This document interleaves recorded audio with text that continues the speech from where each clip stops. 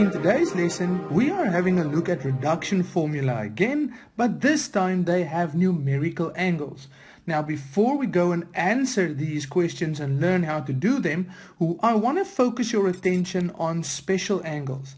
Now, in trigonometry, we have 0 degrees, 30 degrees, 45 degrees, 60 degrees, and 90 degrees, which is considered special angles. Now, why are they special angles? Well, when they are with any of our trigonometric functions, we can immediately go and write it as a ratio of its sides. So when you have a trigonometric function with, let's say, a 30 degrees, you just type it into your calculator and it immediately gives you the ratio of the sides. Now let's go and see how we will go about solving these type of questions. Now, here we have the sine of 180 degrees plus 60 degrees. Now, this is a reduction formula, as you know, because this is one of our critical points. So we can rewrite this in terms of its acute angle. Now, here we go. We start at 0 and we go 180 degrees anti-clockwise because it's positive 180. And then we have a plus 60 degrees, we go anti-clockwise again, and we end up in the third quadrant. Now, we are busy with sine. In the third quadrant, our sine function is negative, so we write the negative sign here. Then we write the sine function down and the acute angle next to it. There we go.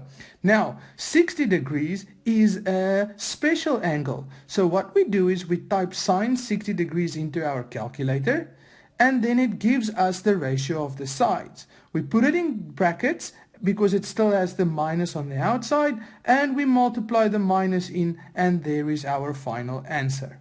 Now here's another example. We are given the cosine of 330 degrees.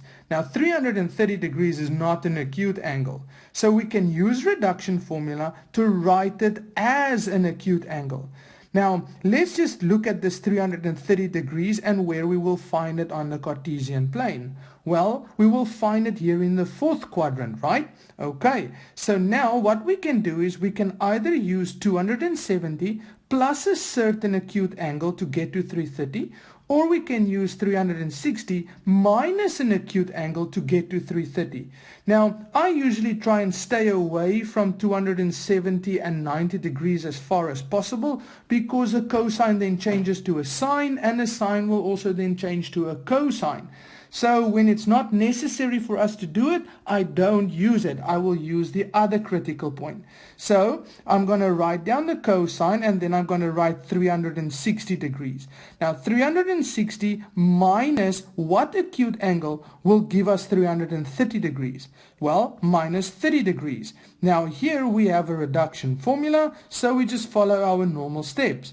There we go, 360 degrees. Minus 30, and we end up in the fourth quadrant where we're supposed to be, right? Because this is this. So now we can simply go and check. We are given a cosine. In the fourth quadrant, the cosine is positive, so we write the positive sign. Then we write the cosine function with the 30 degrees next to it. There we go. And then we also see that 30 degrees is a special angle. We type this into our calculator and we get the answer square root 3 over 2. And that's it. Let's go look at another example. Now here's another example. Pay close attention because there are small details that you need to know about. Now here we go. Sine squared 315 degrees minus 1 divided by sine squared 210 degrees.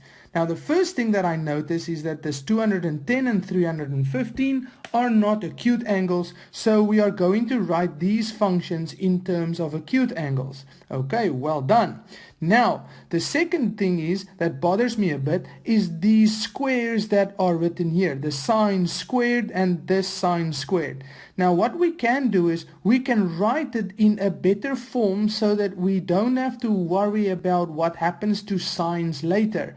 So, sine squared 315 degrees can be written as, in brackets, sine 315 degrees squared. That and that is exactly the same. We do the same with this denominator, and we get the sine 210 degrees in brackets squared. Okay, now that I did that, I can just normally continue.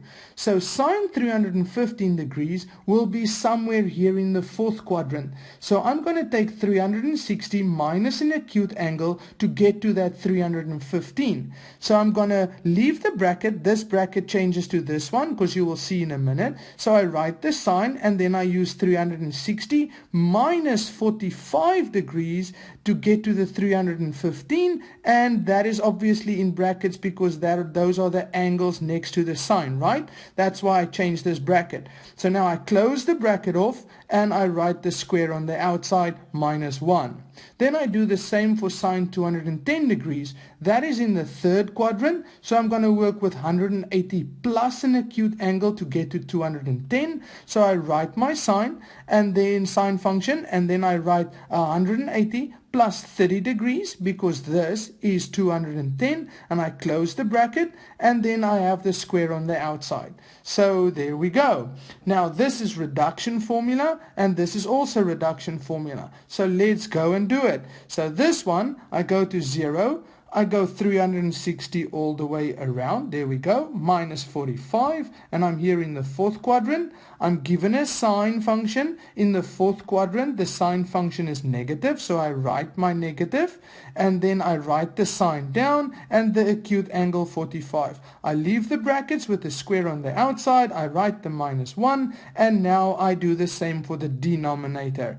Okay, so 180 plus 30, I start at 0, there I go 180 plus 30, I'm in the third quadrant. So in the third quadrant, the sine will be negative, so I write my negative minus, and then I write the sine down and I write the acute angle next to it. I leave it in brackets, squared. Okay, now 45 and 30 are both special angles, so this part will become minus square root 2 over 2, and minus sine 30 degrees will become minus a half. Both are in brackets still and squared. There we go. And then I do all of this on my calculator, and I end up with minus 2. And that is all there is to it. And see you again next time. Bye.